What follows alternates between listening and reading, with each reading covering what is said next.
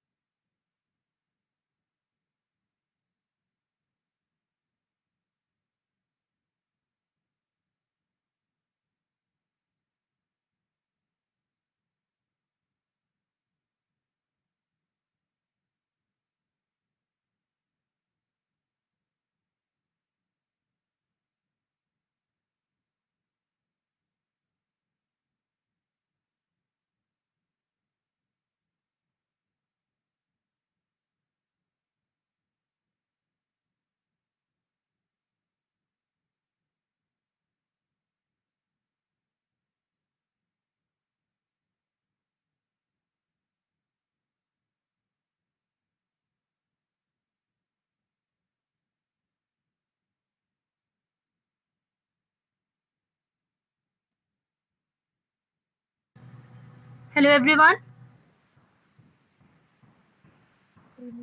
So I hope all of you are having great time and sorry for the delay. Okay, so today's session सभी को पता ही है and also I feel immense pleasure that we have such a great personality present with us today. Shubham sir, a very warm welcome to you sir. Thank And you. उनके बाद and उनके बारे में मैं क्या कहूँ? He is the first student to grab a foreign internship, that too in his third year from BIT. Also managed to grab the second spot in prestigious Microsoft Imagine Cup 2012, every student's dream. Founded the society Ed Intelligence when he was actually pursuing his PG from the University of Edinburgh. So the list is quite long, but I won't be taking much time, and his journey will be very, very inspirational for all of us. So I request all of you have a great time and just do enjoy our session. Thank you. Over to you, sir. A very warm welcome again Thank you. from the Thank you very entire much. club. Thank you. Let me start by sharing my screen.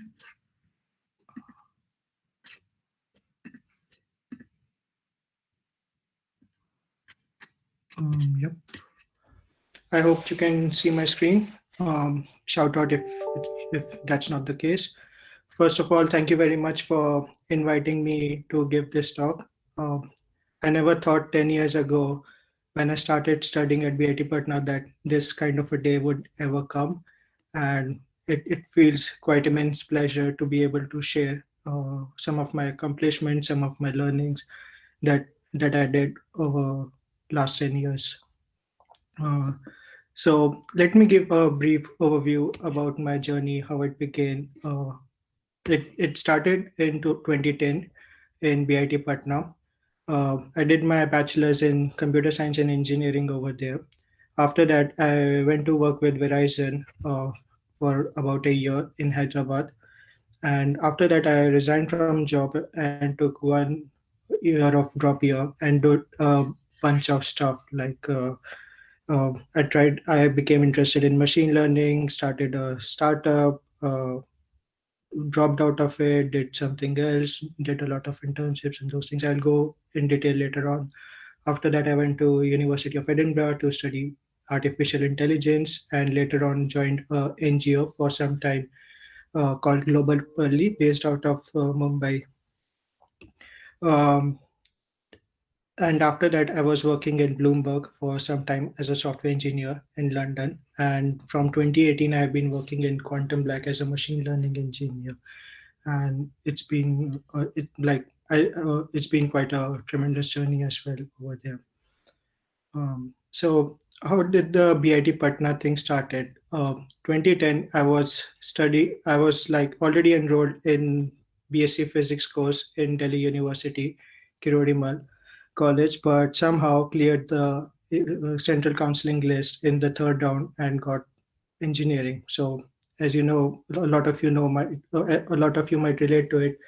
When engineering happens, all the other things take a back seat. So here I was like 1 hour later booking tickets to Patna, having mixed feelings that what kind of place it would be. I've never been there or met anybody from over there. Uh, it was quite an overwhelming decision, but I was quite excited for it as well.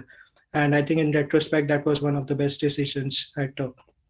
So coming to college, my hopes were not so high over there. Like I knew I would be getting a good education and good degree from BIT Mesra, but that changed quite.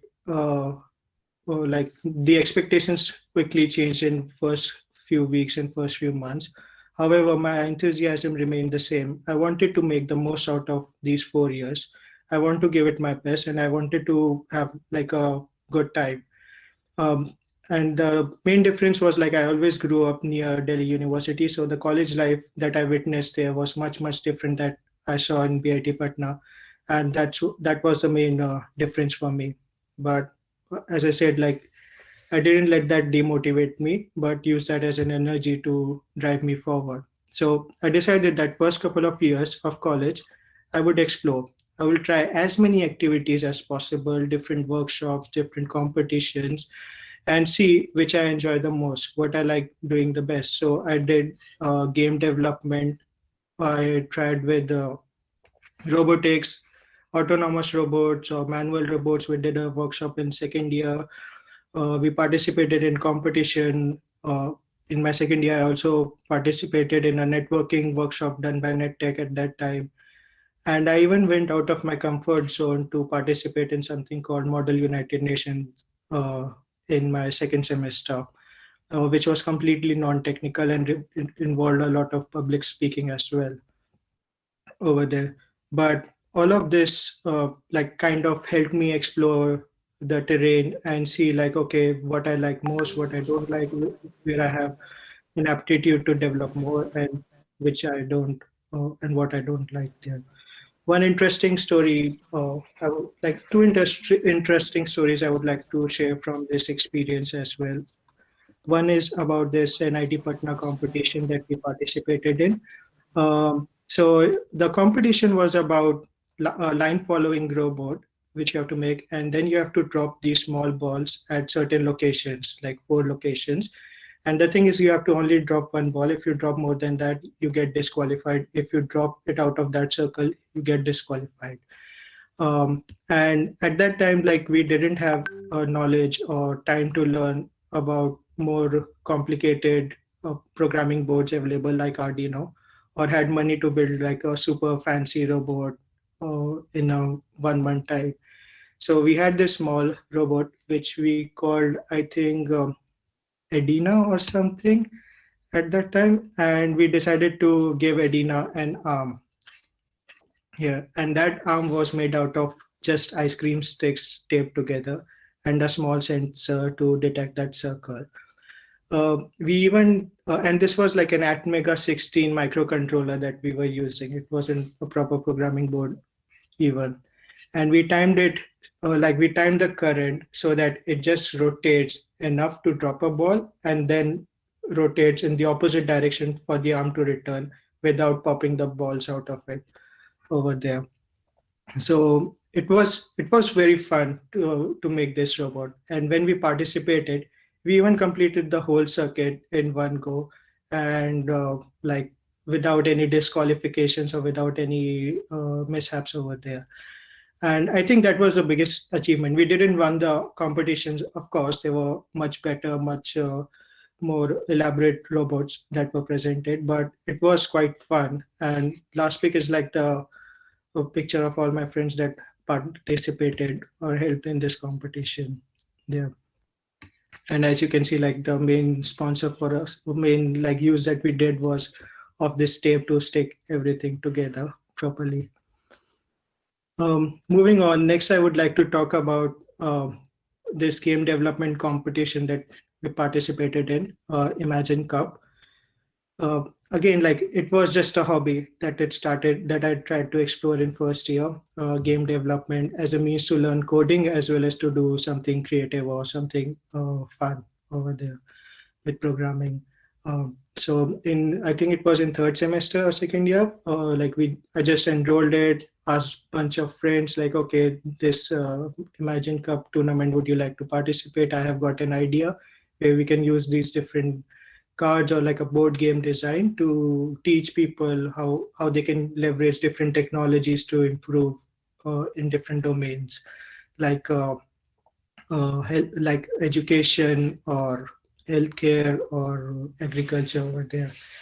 And to our surprise, like this is not the first thing. This is not like the first draft that you the video that you see that we started with. It was much more primitive, and we had no hopes that we would get through it. But we received overwhelmingly positive response about our idea, and that motivated us to take this up seriously. So that journey, I think, began in around January or February time that we made the first cut. And then we started like, okay, how do we structure this thing? How do we program it? We would draw all the proper flow charts and diagrams for it as well. Like, okay, this is a component, this is another component, this is how they tie together. So like we had a lot of brainstorming sessions from software engineering perspective as well. Um, Another thing is like I wasn't such a good programmer at that time. My friends Nikhil and Anurag, they were much better programmers. So but the thing was like in a project, it doesn't matter like whether you're good at one thing or good at the other thing. When you are in a project, you have to do everything for it to be successful.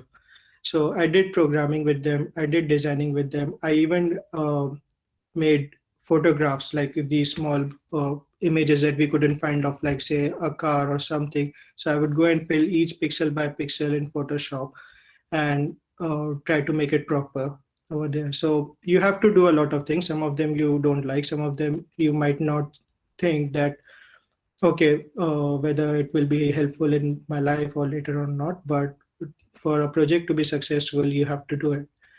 And while we were doing it, we were just doing it for the fun of it. We never thought that how far we will go. Like from day one, we were already overachieving. We were being over ambitious. So failure was not like we were not afraid of failure at any time. Instead, each move that we do, whatever we do, was an achievement for us. We treated it that way over there. So we even stayed behind, like in May or June, in that 40 degrees Celsius heat uh, in the college hostel. I don't think there was food facility also available at that time, but that did not deter us. We continued doing it till I think mid-May, end of May, and finally uploaded our submissions at like 3:50 a.m.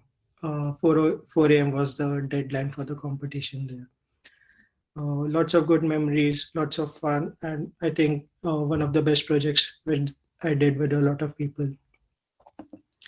Another thing was like I participated in was astronomy competitions. As I said in my introduction, I was very much interested in physics and astronomy.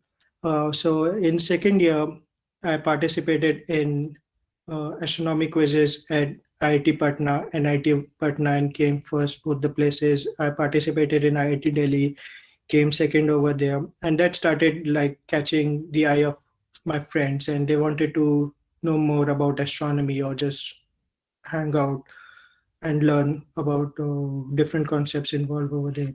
So we started with this like small group on top of our boys' hostel. I even got a small telescope later on, and we would do just stargazing sessions. Like, okay, this is that constellation, this is that type of stars. We would get like different people to present on different topics as well. Like, okay, what do you find interesting? Do you find interesting about like alien conspiracy theory, about how a star is formed, or about what a black hole is? Or if you want to discuss some even sci-fi movie, we would watch it and like talk about it next week over there. So it was more like a fun session, a nice session to hang out on the roof. But slowly more and more people started getting interested, and we moved out of our small huddle of boys hostel to the college and opened the session to much larger audience. Again, there were a lot of administrative challenges involved, like getting, since it's a stargazing session, so it can happen only like later in the evening, and getting permission for girls as well to participate was again a challenge, and how we did that. We organized that session. Again, it was quite amazing. I think over there we are trying to see Moon or Jupiter in the second picture. And by fourth year, we had got a much bigger telescope. I think it was a 10-inch Dobsonian telescope that we purchased, thanks to the physics department and funding from them.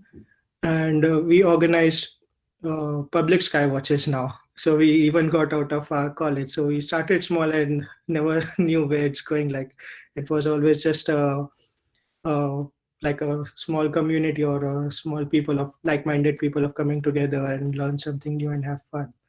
With Reva, like we organized uh, this skywatch session in a nearby place called Ashiana.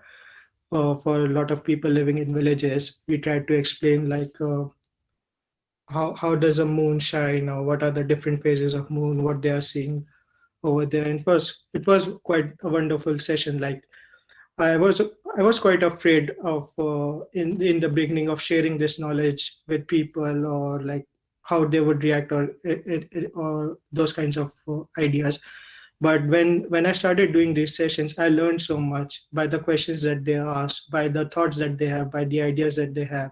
Like this kid was asking me over here, like, if the moon is over there, how can I see it inside the telescope?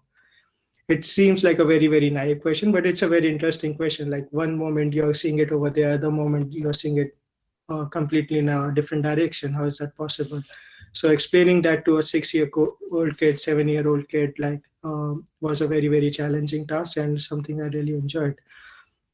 And at the end, like again, I never knew that I would be featured in the local newspaper, and it wasn't just a name or just a small photograph. It was a full article about me over there.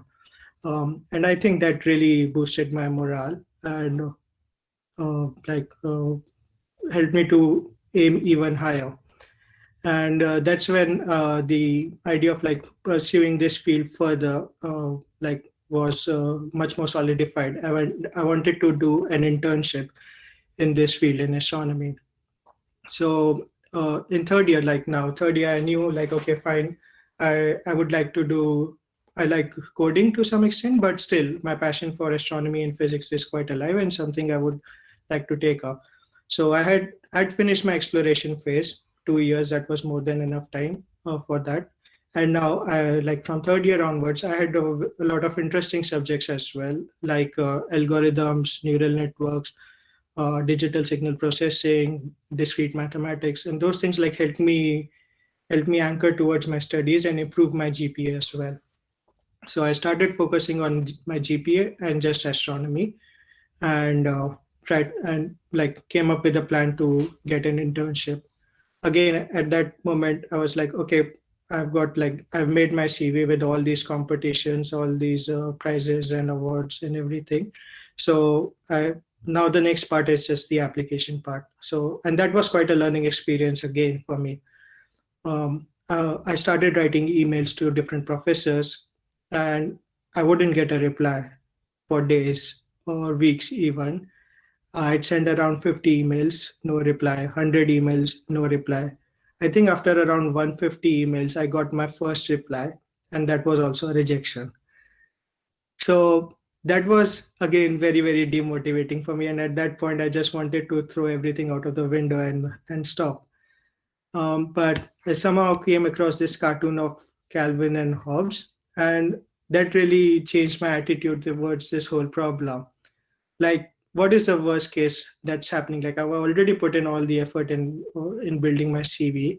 The worst case is I won't get an internship. So what? Fine. Uh, like professors won't reply. Okay, fine. Doesn't harm me still. All I have to do is just keep sending them or keep or doing the hard work. So I started learning from these failures. Like, what is wrong that I'm doing in my email? Are my emails not concise? Am I not communicating in them properly? Do I need to write a better cover letter for them? And with each email, like I'll send a batch of five or 10, see if I get a response or not, which one I get, and I would optimize for that and so on. So I think by the end of exercise, so I started this exercise in November, and by February, I had sent more than 350 emails. I got a reply on 50 of them, which was mostly reject, and only 2 of them were yes. But when the first yes came, it was a great feeling that yeah, finally it came through. Like I never imagined that I would be able to achieve it like 4 months later by the rejections that I was getting, but I still kept going, and it ultimately paid me off over there. So like that taught me the importance of like having patience and just keep trying.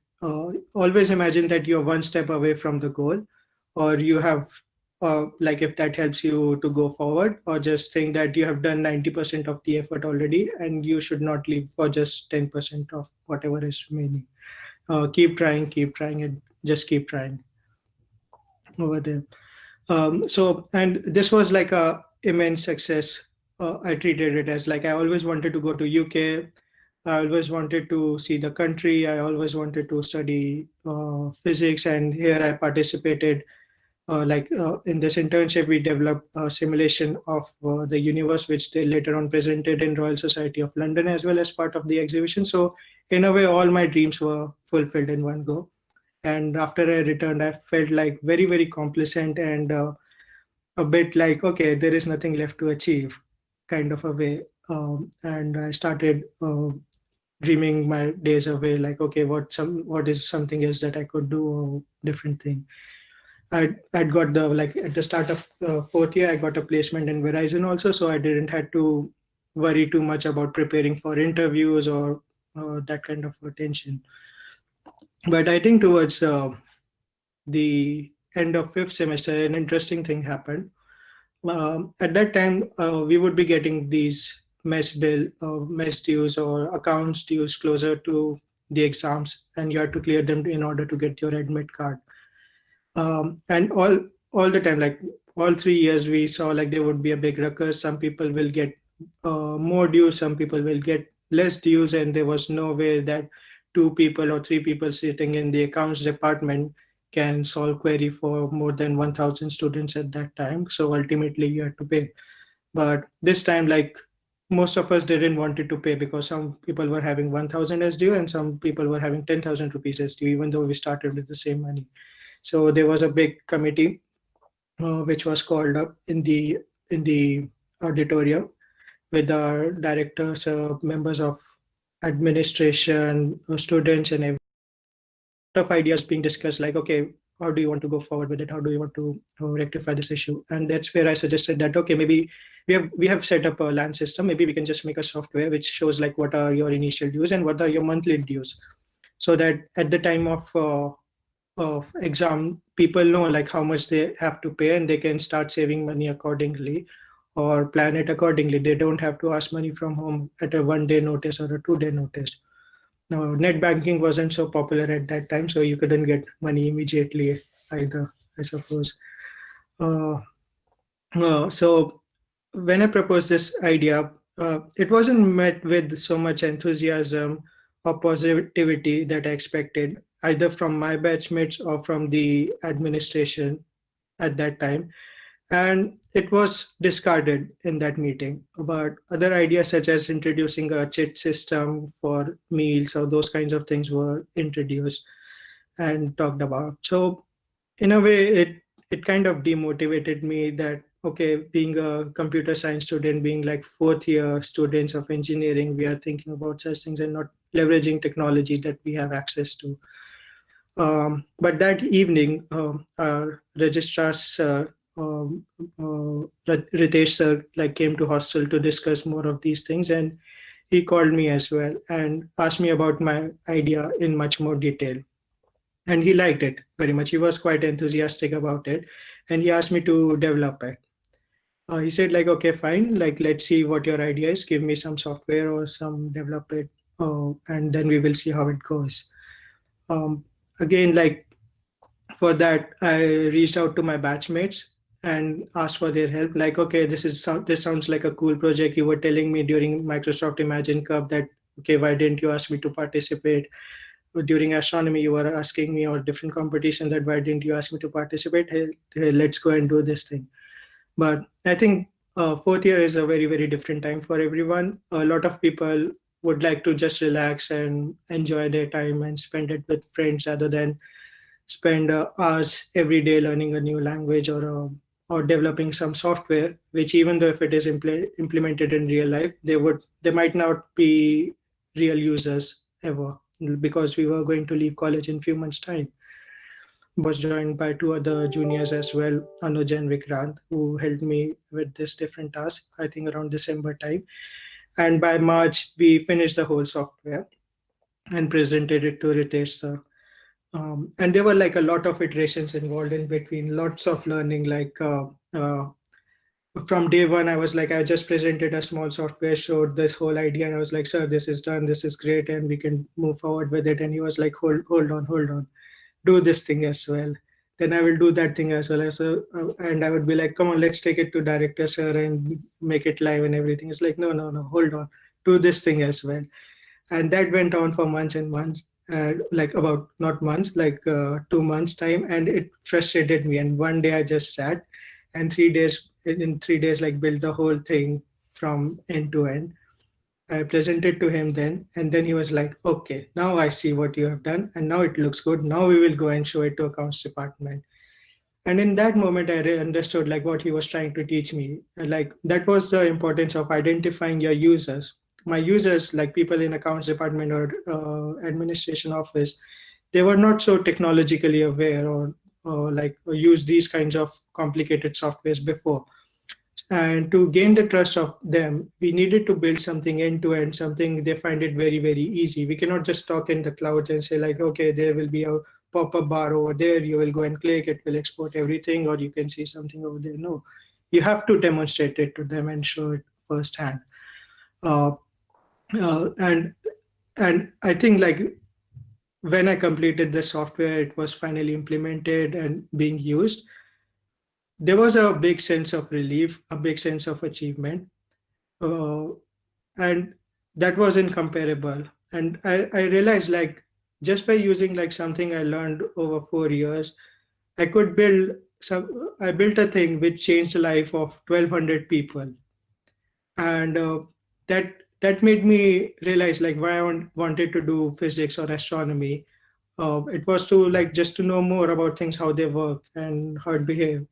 But here I was building something which could actually influence or change people's life or help them. And I decided to shift course. And this was the time I was actually preparing for my gate in physics. But I was like, okay, fine. No, I want to do software engineering. I want to do software development. This sounds super cool. This sounds super impactful. And this kind of transformation, I think a lot of people in our country need as well. And if I could do in such a challenging environment over here, I'm pretty sure that I would be like eager to do in a lot bigger settings as well. Um, so moving on, I decided to like continue with my job at Verizon. Um, and After just 2 days of working over there, I wanted to quit. The ambitious and the entrepreneurship spirit that was in me coming out of this mesh portal project was pretty strong. And and I realized that the corporate life moves at a much different pace. It's much, much slower. Like here, I was in college in one semester, or like in 2 months' time, I would build something. And here, like we are building some software which is taking months or years to develop and integrate. So I was feeling quite out of place over there. But somehow I didn't quit. I was like, okay, fine, I will continue working in my job. And after that, like if I could put in so much hard work, like I could work 20 hours in my college life and do different kinds of projects, I can still continue doing the same thing. I just treat it like going to the college with classes and everything for my job. And after that, I will do something else. But I think it was a good decision. I decided to stay because over there I learned a lot of new things about the corporate world. Luckily, I had a very, very great manager and a very good team. I learned the importance of feedback. I will have like bi-weekly or monthly sessions with my manager and the other people in the team, seek their feedback and understand like what, and that helped me understand what were my strengths and how I could improve on my weaknesses as well. It also helped me understand what is the importance of feedback and how to give a proper feedback and how to receive a feedback. So, for example, like whenever somebody makes a comment, like during a feedback, it's not a comment. It's like somebody's actually taken pain in understanding you, what you do, how you behave, and how you can improve it as well. So, feedback is always actionable. It's not like, okay, you have like you do not know how to do coding. No, it's more like, okay, it seems like you struggled in that aspect of coding. Here are some videos which you might want to view and improve on that. Or you can improve your technical communication skills by looking at reading those blogs or doing some courses, that kind of a thing. And it's always to be taken in a positive way because somebody else is putting a lot of effort in coming up with these things. So this helped me grow as a human being. uh, and and I think that is one practice that I have followed in all my job after that, or even in my academic life as well. I will talk with professors or my tutors over there and see how it's going. Next thing was like afterwards 1 year, and like I wanted to have a development plan. Like okay, like but I still felt like the life was at a very very slow pace. So I was like, okay, what do I want to do next? What's the next big thing that I could do, or what's something that I am interested in? Software engineering is good, I can still design and those things, but there has to be something more than that. So that's when like I started picking up on this fad called big data at that time. But thankfully I didn't get involved in big data so much, and but started doing learning about machine learning and AI at that time. And it was just a curiosity. I did some few courses, read some blogs, got in touch with some seniors as well, and asked them like, okay, I've been doing this thing, but I'm not able to go anywhere. Could you suggest like like what's wrong I'm doing, or what did you do about it? So with their help, with a lot of, with even my manager also helped me in these things. And then I came up with a development plan and decided to quit my job and take this up full time. So I started doing courses on Coursera, edX, learning about this stuff, and then again started applying for internships with like different professors in this field. And at that time, I would say like my earlier experience of like 300, 350 rejections really helped me, because I was I was immediately prepared for that. That yeah, first email I would be sending would be like yes, or even first 20 or 30 over there. But eventually, I did manage to do a small internship at Triple IT Delhi for a couple of months. That again opened me to different like research papers, how to read them, how to follow them, how to implement. I started a small startup with my friends.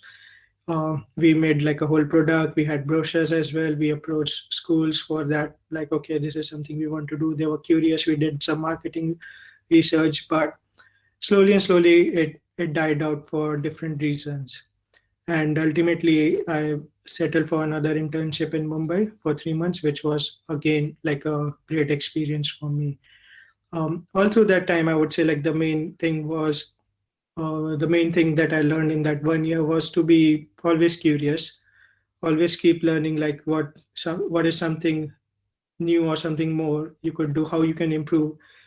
Um, like look for feedback from people around you, because they know the best of you as well. Talk to your friends, and like if you're feeling down, like always talk to people about it.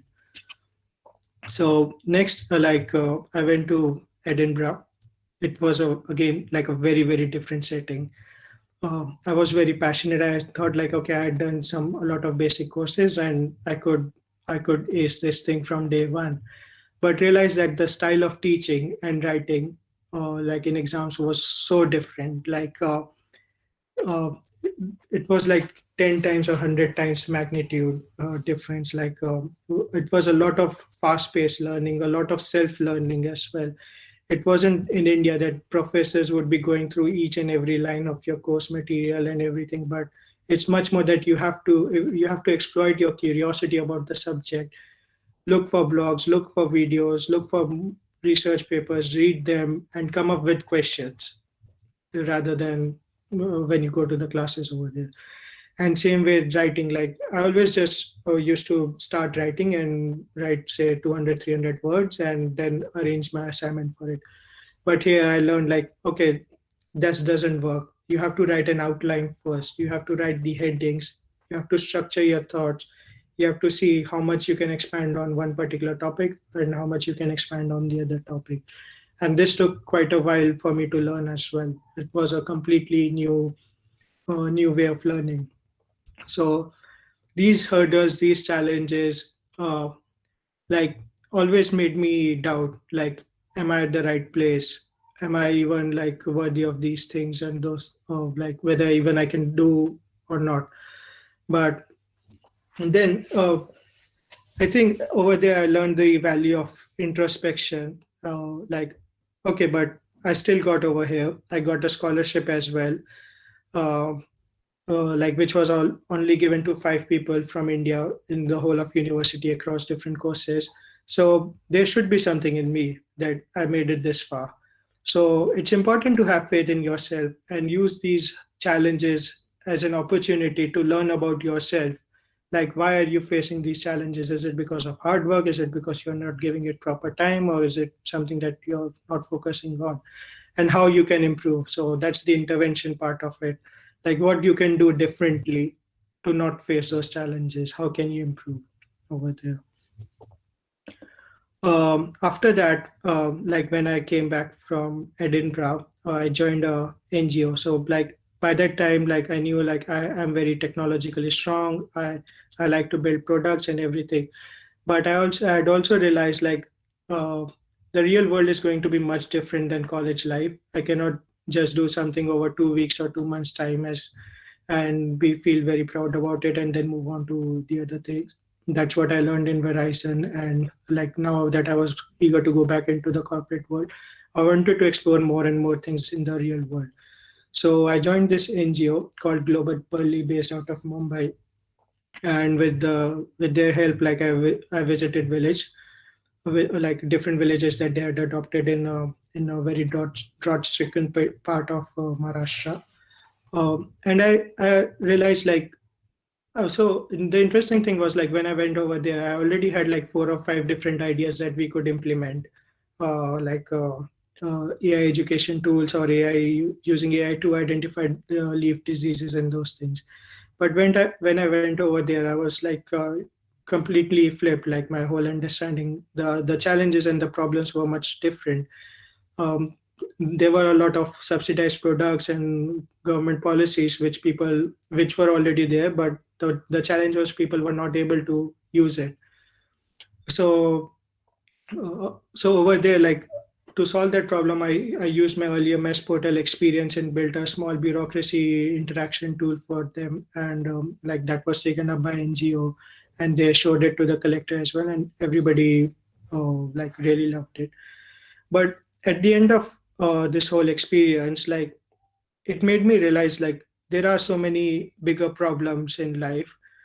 uh, there are a lot of challenges, and that is something I should focus on like for next 5 years or 10 years. Like that should be my drive. It shouldn't be more like, okay, I want to get this job or those things. That is good, but to keep moving forward now, to be like I need to have a direction, or like in a much more broader sense.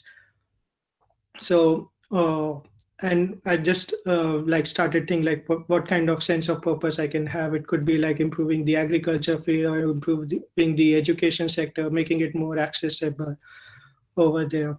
For that part, I just picked up the agriculture part because like I saw like how drought stricken and how it was, and farmers which were closer to the river stream, they had a much better crop. They could grow sugarcane, which was much more revenue generating compared to farmers who were away from the river stream. They were only able to grow cotton, which wasn't so much revenue generating for them. So I started reading more about those things, how I can improve. So in a way, like over there, I also learned that you don't have to always think about your development in technological sense or in like a soft skills sense.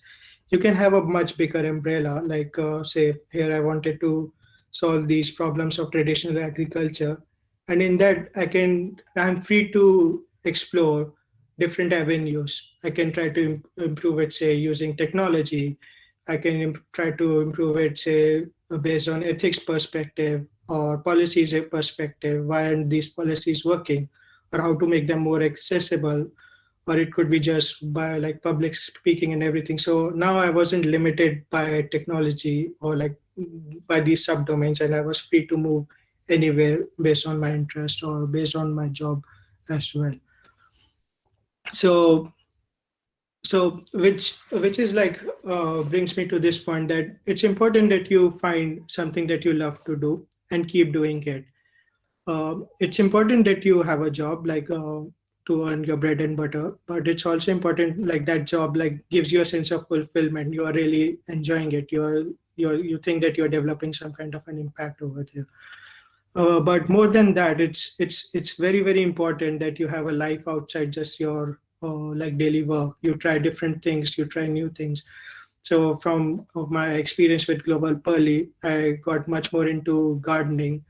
I got into soilless farming as well. So here I'm trying to grow capsicum in a water-based medium, which I still do, like grew this plant in just water, like normal tap water.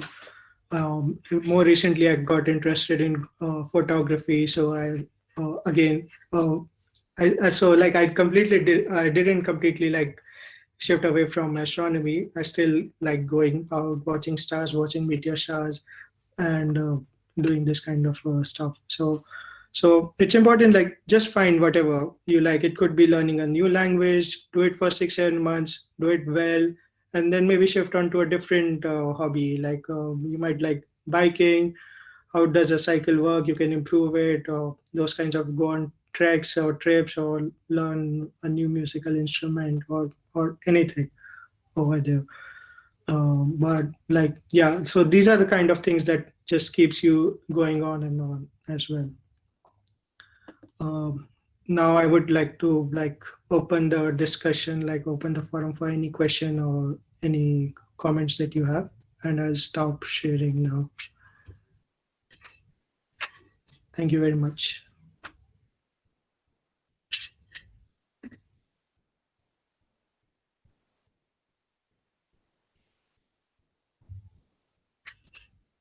Hello. I saw a few comments that the screen was not visible.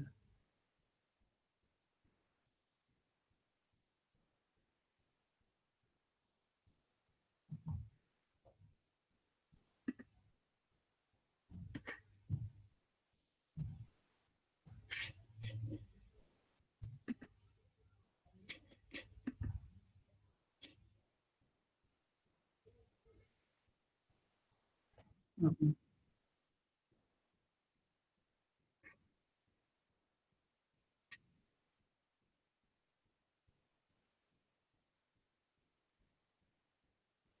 Okay, okay, cool.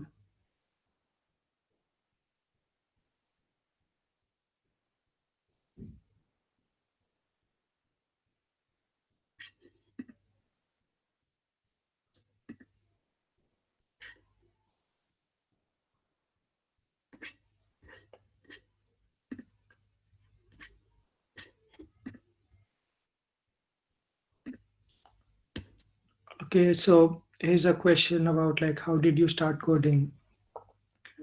Um, I think I just picked up the first book that I remember about coding was Yashwant Kanitkar's Let Us See, and took it up in holidays and finished it end to end, and just kept doing it. So it was like a lot of trial and error method. It takes time to like develop that aptitude for coding, but you just keep trying different assignments. You keep reading blogs and experience of different people about that.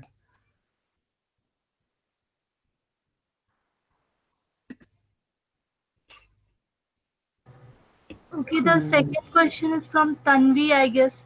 She wanted to ask something. yeah, Tanvi? sure. Yes, sir, I wanted to ask why are internships important in college and what are the requirements to grab internships in companies like Microsoft or Google? Okay, so why are internships important in college? I would say like they are very, very important because engineering, computer science, electronics, and different things. But most of that covers the theoretical part. Internships help you focus like how you can convert that theoretical part into actual like something which is useful in the real world. How does that transition happens? You also learn like you also interact with a lot of new people over there as part of your internships. They could be much more senior to you, or they could be just at the same level. You learn from their experience, you and that helps you make career choices as well in the future. um, what The second question was like what are the requirements to get in companies like Microsoft? I do not know precisely. I think a recruiter from Microsoft would be much better to able to answer that. But again, it like it depends on what kind of internship you are looking for, whether it's a computer science related internship or a marketing kind of a internship or different domains. Okay, thank you, sir. Uh, Um,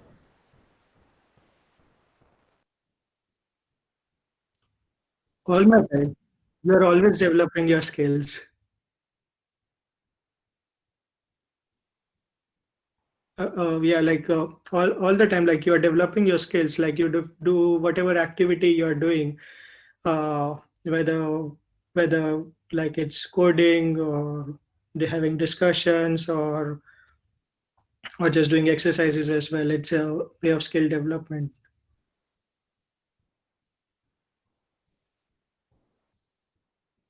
Mhm.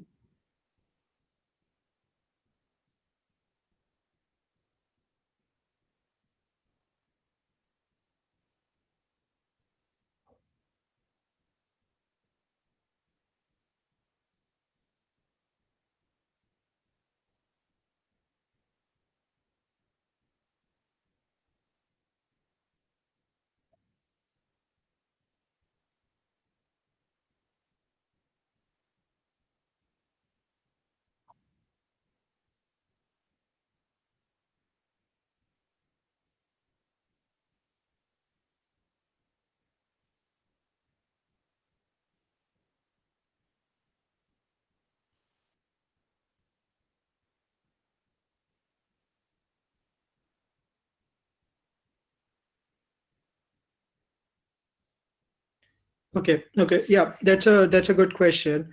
So I would say like um it's true. Like even after first 2 years of exploration, I was like, okay, I said like I would like to do astronomy further, but even at that time, I was looking. I would be much more eager to try new things, different things, how it can do, how it cannot do. But I think at certain stage, you realize that you have to make sacrifices.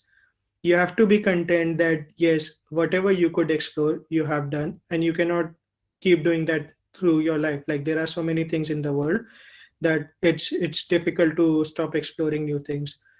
So you just say like, okay, given these 10 things that I have done so far, what is something which I really really enjoyed doing over there, and pick that up and make that as your major item. Spend most of your time doing that. So it could be, say, coding. If you think like you really enjoyed solving these algorithms or the challenges that this competitive coding involved, put more time into that, like put 6 hours 7 hours every day in that. And if you say I enjoyed playing basketball, put time over that also in that, but maybe say 1 hour or 2 hour rather than playing for 4 hours or 5 hours that game. So time management is important. You have to make sacrifices when you are picking up something, and that is true for at any stage that you do. The sooner you do it, the better. But even if you do it later, you have to do it at one point. Sir, I have a question. Sir, this is Sachin here. Mhm. Actually, sir, you told about that you pursued for master in University of Edinburgh for in a foreign university. Mhm. Sir, I wanted to know what was the procedure that you followed and how you applied there and how you got the scholarship. Because I'm also very much interested in pursuing masters in a foreign university in computer science field. So I would say like the process of application is quite standard. For UK universities, I guess they don't require any GRE. They just require TOEFL and your transcripts from your past degrees, and I think a cover letter. So it's very important to have a sense of like why you want to pursue that course. What do you plan to gain out of that? So these kinds of things should be reflected in your cover letter. You should also reflect like what you have already achieved or what you have already done in that field, which can show that yeah, you are actually motivated through for that course, and even like whatever hardships may come, you will not drop out of that. And for scholarships, I would say like it's very very difficult, very very tough process. There are a lot of people applying from all over the world for those scholarships. So sometimes you have to be just clever, like which scholarship you can bank on, how much is it, and what are the things that they are looking for. So see like which organizations grants the scholarship, which aspect of their life they might be more interested in. So some might be interested in your academic life more. Some might be interested more in your volunteer life. So it's completely fine to highlight that aspect much more depending on the scholarship committee as well. Thank you, sir. Thank you, sir. There is a question coming up from Ritika Mishra. Due to some network issues, she is not able to ask herself. I'll read it out. Uh, how did you make it to Edinburgh University? And please share some tips regarding the further study after BTech. This was her How did I make it to Edinburgh University? I just applied. So uh, again, like this kind of question, like just shows like from my what I answered previously as well.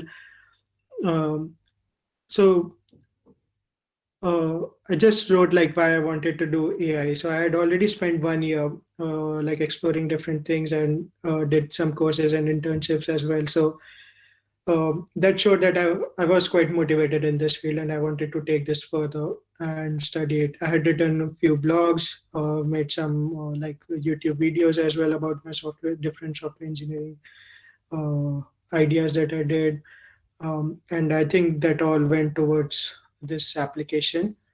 Um, Yep, and I think that made quite a difference over there because I didn't have like a super like stellar GPA or something, but I had much more of these extracurricular activities to back me up. Thank you, Yeah. sir. Anyone else? Okay. So there are few questions in the chat box also. Okay, let me see. Sir, one question. Yep. Sir, in your when you are doing your undergraduate, did you have any research paper that you did that supported in your master when you are applying for the masters? Nope. None. Okay, sir. Yeah, I would say like it's pretty hard to get a research paper out at undergrad level. But that doesn't mean that you should stop trying. What you can do is like meanwhile keep writing blogs about these different ideas that you have. How did you approach it? How did you explore it? And treat it as your research paper in a way. Like these days, you have like lots of mediums to share, like Twitter or LinkedIn, and use them to the best.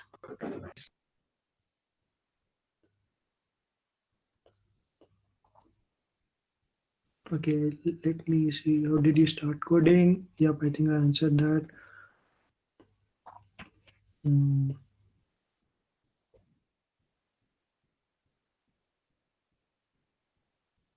Yeah, I gave both.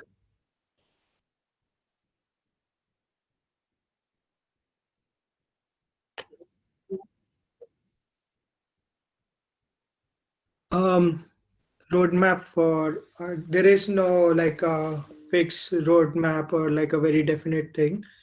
But again, like what I can suggest is start. There are like a lot of online courses available now on Coursera, on Udemy, edX. Start with those. See what kind of level of complexity you are comfortable with. So like when I started, I did Andrew Ng's Coursera course, the very famous one. But after I think a few slides, I completely lost it. Even though that's supposed to be a very basic course, so I moved to much more basic things like just learning about linear regression or logistic regression. Did those things, did some few projects on that, understood that, and then came back to those courses. Um, Again, like the second thing was the second important thing over there was I would say like doing projects.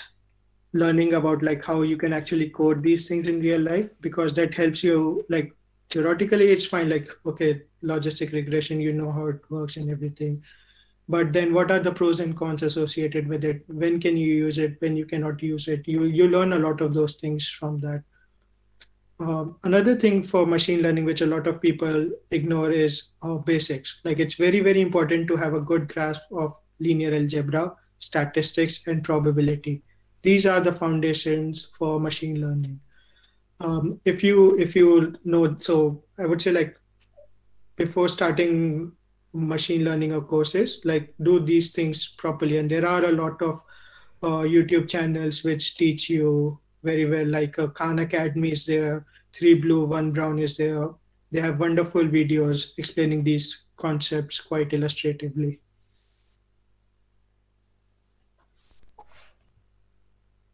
Yep. Sir, Shruti Agarwal's question is, sir, I wanted to ask what is more important in CSE, placement or higher studies?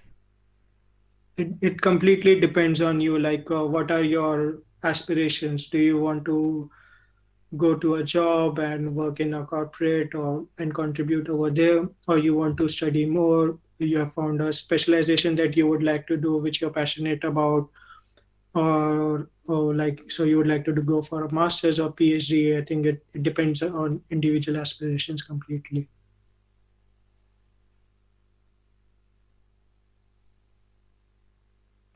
Uh, Antariksh Ticholker's question. Okay, I am sorry if I am not taking the right name. Okay, you have been changing your focus quite a bit in the past 10 years, from astronomy to software development to machine learning. So, what is next? Will you stick with machine learning going forward? Do you get bored with something once you feel it's not? I think it's your friends. Okay. uh, what is next? I don't know. Do you get bored with some things? Yeah, yeah, I totally feel bored with something if it's not challenging enough. And it's I would say like it's not easy. It's not possible that you will be motivated every day, and that's why it's important to have hobbies or something you do outside of your work. Like okay, you spend 80% of your time in like machine learning or software development, but where you spend the rest of your 20% of time is quite important as well. So sometimes like this 80% can motivate you and keep driving you. Sometimes the other 20% can keep motivating and driving you. And and maybe like this 20% can become 80% one day. Like okay, you like I think last year when I started with this gardening and soilless farming, it was just like a side hobby or a very small thing, but I became very, very interested in it.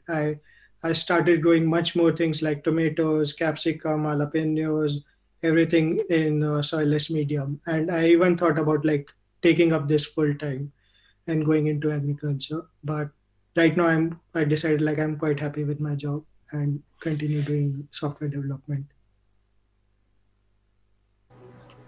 Um, that's great. So we have a more question.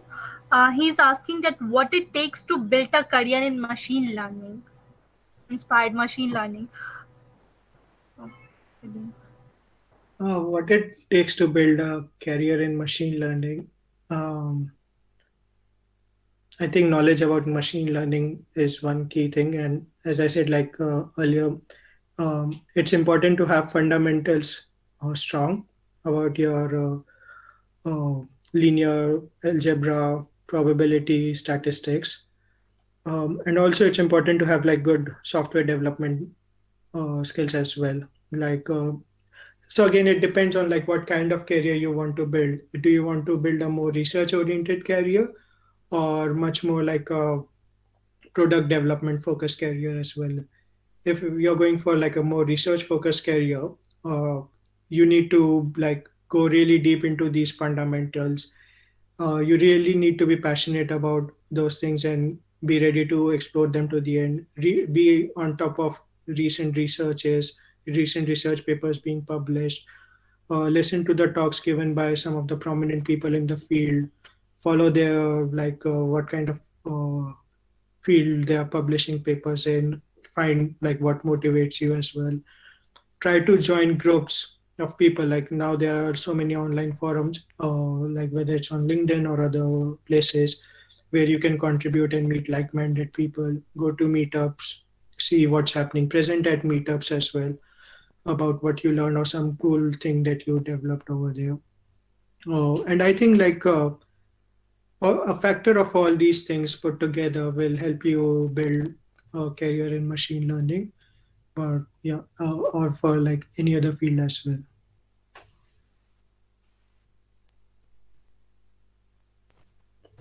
Yep. There is a question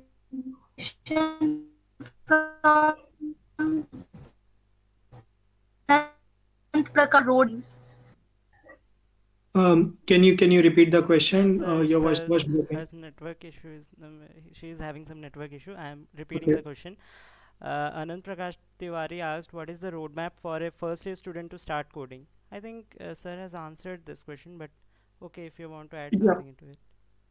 Yeah, I can go again. Like, yeah, pick up a language like whatever it's being taught in your classes or whatever you find interesting. It could be Python or C. Look at the fundamentals, go through like data structures, and like keep practicing using online coding like CodeChef, Geeks for Geeks, Lead Code, different websites over there.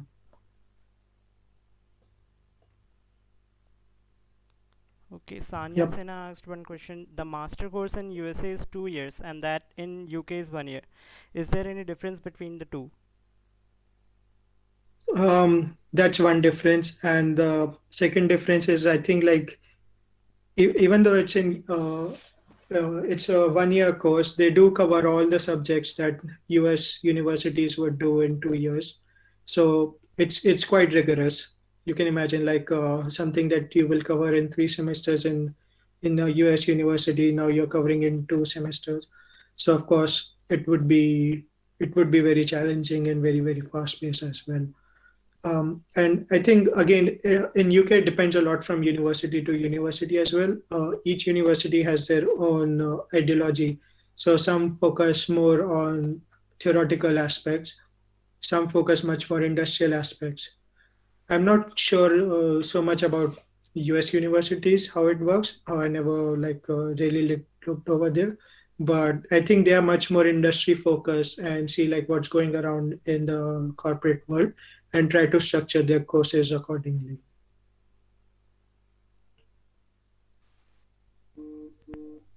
Yep. Okay, we will be we will be taking some more questions. Bus. One question is from Abhilasha Kumari. How do you motivate yourself to give your best for something? Is time management and discipline everything? I would say yes. It's very easy to find motivation. Like you could watch a movie on Batman or just watch some cartoon, and you could be motivated by that also to be like that person or something like that. But motivation wouldn't get you so far. Like after that, it's important to have discipline in life. That you know that okay, I was motivated by this thing yesterday, so I made that decision, and I will keep working towards it, that goal. So I think 80% of the thing is discipline and time management over there. But again, like the most important underlying thing is to have fun. Like if you're not having fun, you will give up soon. So like that's why like when you're playing or just watching Netflix for you don't realize time how it went away for 4 hours or 5 hours because you are having fun while doing that. But if you are studying some like not so interesting subject, even 5 minutes seems too much. So so that's why I said like it's important to see like what you enjoy the most, and that will and do that, and that will just keep you motivated and go forward.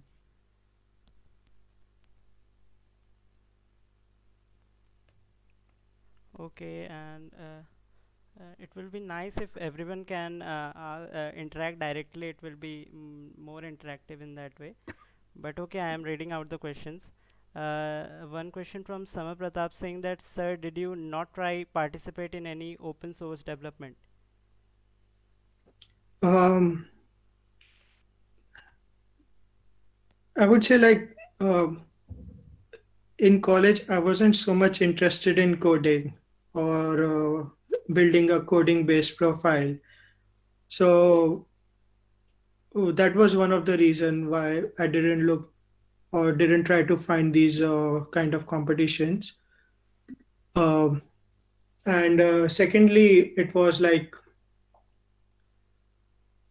I didn't have so much knowledge about it either, about Google Summer of Coding or Linux Foundations or these kinds of opportunities at that time. I found it much, much later, like in my fourth year, that these things exist. So that was one reason. After that, like I tried to do like open source coding, but it took a lot of time. It took a lot of my time to understand a new product or to contribute to it. And again, like uh, I realized like I am already building my own GitHub profile, like where I keep contributing or like exploring more about machine learning. So I enjoyed that much more than contributing to an open source project. So that's why I didn't do much about do a lot of it. Yep. Okay, and Pushkar Kumar asked a question. Okay, Pushkar, can you ask him directly? It will be better if you can. Otherwise, no problem. Uh, okay, so he's not comfortable, I think. Okay, he asked, what do you think on one day AI will replace a lot of employees from corporate world? Can you repeat the question? I didn't understand it. What do I think? He asked, what do you think on one day AI will replace a lot of employees from corporate world? I think that's like true with every any revolution that we have sooner or later. Like some jobs become redundant, but a lot of new jobs also come up. Like during industrial revolution, this thing happened. Machines came up, took over a lot of industrialized, like a lot of jobs were mechanized and industrialized. But you got new jobs like machine operators and those things. And similarly with AI, uh, I think new jobs will come up, like data scientist job. 10 years ago, did it like 20 years ago, it didn't exist. There was nothing called a data scientist or a data engineer, but you have that. Uh, and similarly, like uh, now people are looking for AI ethicist as well. It's a full-time job, policy making. So yes, that's true. Some jobs are are made redundant, but a lot of new come as well. So I think in 21st century, it's very, very important to keep like to learn, to unlearn, and to relearn. Oh, okay. Sir, I would like to ask you, are you comfortable? How much time can you give? You can spare. I was just asking because the question list will keep on going and it will go on long. So, I can give like let's say 12 more minutes. okay, so it will be better if anyone have more question, he can ask directly. He or she can ask directly to sir, or we will be wrapping up the session because it is already 1 hour 20 minutes, I think. So it will be a lot of time for sir to spare. So if anyone want to ask anything, can ask directly.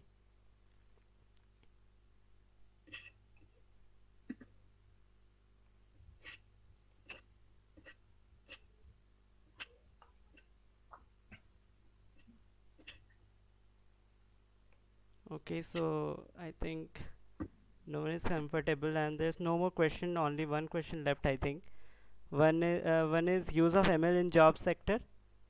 Yes, one use of ML in job sector, and another is what to do after completing basics of ML. How should I hone my skills? What kind of project I can work on?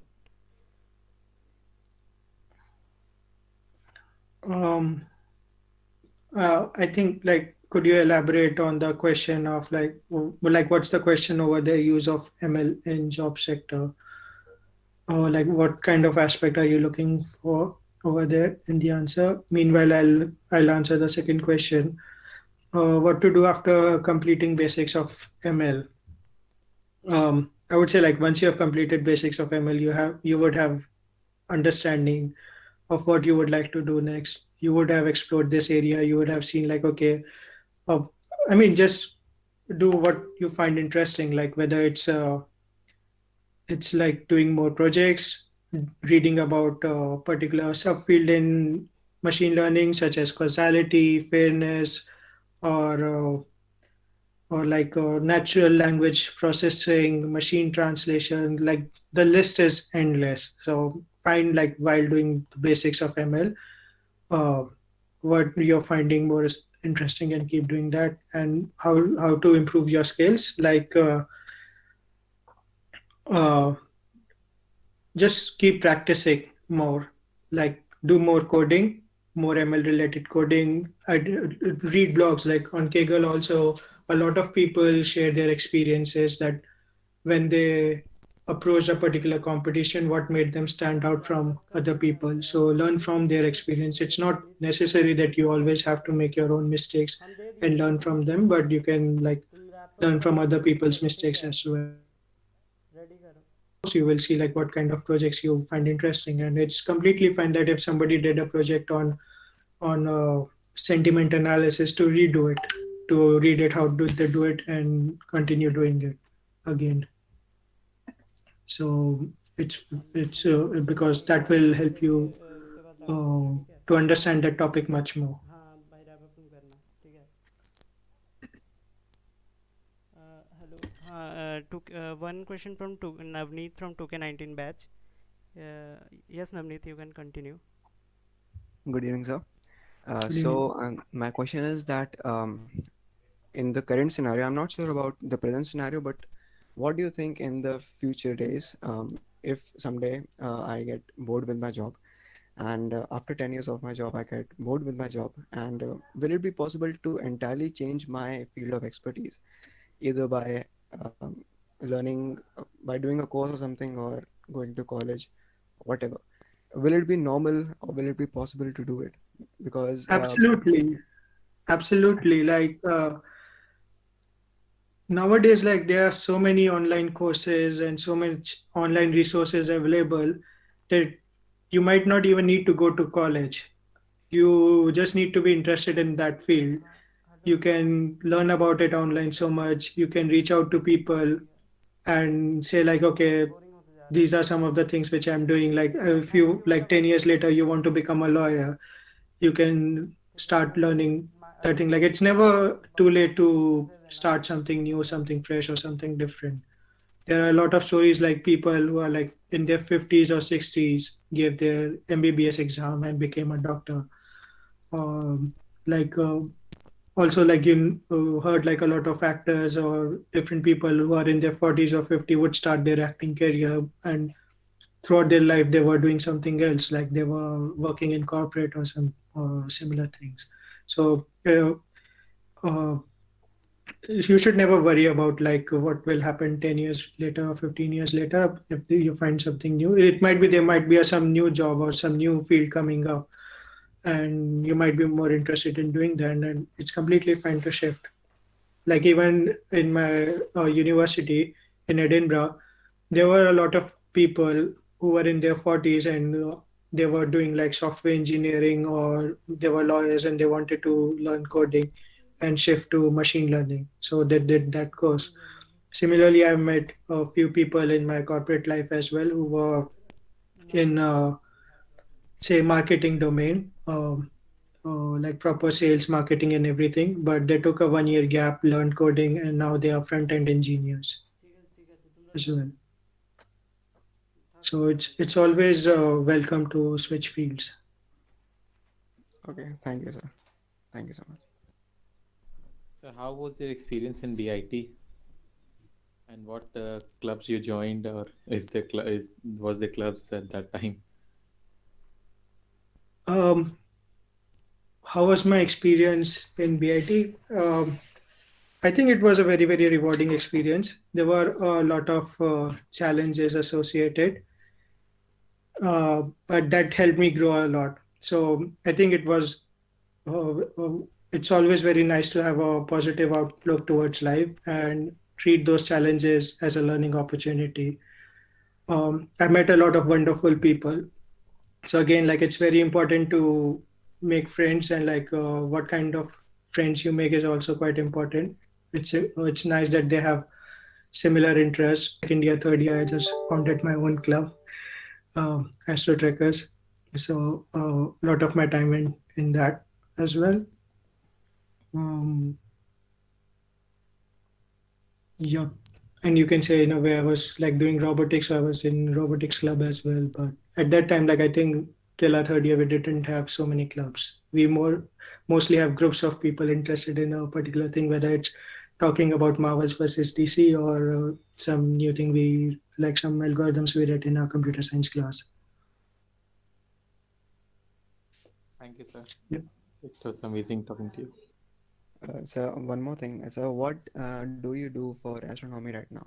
Like, do you still research on things, or you're just So I don't do so much of a research thing, but I'm still like interested in astronomy. I keep up to date with the news, what's going on. I like reading about it.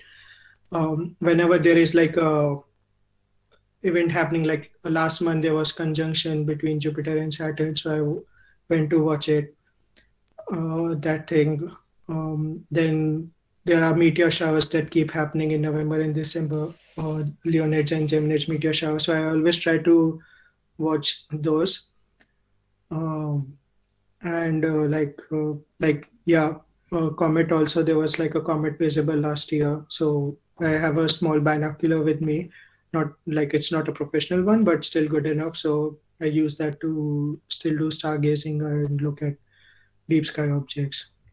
And I think like I try to do it at public places so that I can get more and more people involved. So astronomy, it's like so that I can talk with them, see their perspective, understand it, and learn from it. thank you, sir. So I think that's all we have today. Um, Sir, I have a small gratitude to express. So success is not final and failure is not fatal. It is the courage to continue that counts, and this is the live example sitting in front of us, Subham Agarwal, sir. Uh, Thank you so much, sir, for actually taking out time from your busy schedule, and you motivated us actually. You graced the event. Even thanks to all the teachers, uh, Sinha sir, Smita ma'am, Nidhi, Padhai sir. let Okay, me give Sena, a sir. few Yes, minutes. we were giving the Sena. Yes, Kisina, Subham. Good Ha, evening. sure, sir. Please go ahead, sir. Sorry, sir. Hello, sir. Yeah, how are you, Subham? I'm good. So Thanks. How are it's you? really, I'm really very happy to see you today online. Same So here. Like it's really nice to hear your voice. you established the Astro Trackers, and still it is there. So it's It's your nice to hear. yeah, hard work that you did that time in Mhm. procuring your that telescope, and I can just I wanted to remember one evening, uh, and director from Delhi, he was delivering one lecture on some interesting topic, Mhm. and perhaps that time, perhaps you were in second year, or and you started asking many questions. Mhm. So few teachers were sitting that time, and in last when I Subham, he started showing one collection of, I think he was collecting from childhood actually, some photographs and some newspaper cuttings and many interesting things Subham was having that time. So Subham, Mhm. really you are a different, no doubt you are a different person actually. and your passion and chasing something in a very different manner. So perhaps very few students we could uh, see with that kind of zeal actually. So thank you for to organizer also our students. Thank you very much, sir, that you could manage We some have a time chance to to, yeah, pa- Thank you. to join the Thanks event. a lot for interact. your time, sir. Thank you, thank you. Okay, Nidhi, now you can continue. Yes, sir. So, Shubham, sir, this event actually, as sir said, wouldn't have been possible if you have not cooperated us so much. No, It was a actually, privilege. it is really, you pumped a lot of encouragement and excitement in all of us. The journey from BIT to Edinburgh wasn't easy, and that you showed. So yes, thank you for being such great guest. Thank you to all our distinguished chief guest, Mr. Sanjay Sinha sir, Smita Pallavi ma'am, and Badhai sir. Thank you. Your presence had even graced the event. Thanks to our inquisitive listeners. Thank you so much for being so patient. And yes, on the behalf of entire technical club, all that I can express is gratitude, sir. Thanks for being so humble and so nice to all of us. Thank you. Thanks a lot. Bye. Have a good time. So, so we can have a group photo. So all the listeners, if you can actually switch on your camera, if possible, we can just have a group photo.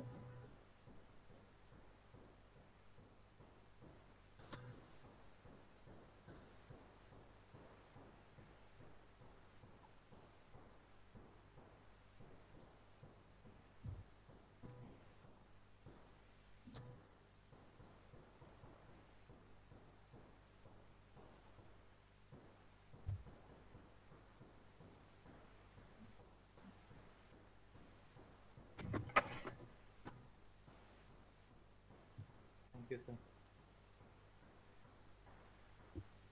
Thank you for everyone. The screenshot has been taken. Thank you, everyone. Have a good time. Bye. Thank you, sir. Jai Nana. Thank you, sir. Uh, Thank you, sir. so So that was a wrap for Aluminibes session season 2. So thank you to all of you for getting connected, and we'll soon back with many such events. With this promise, we leave. Thank you.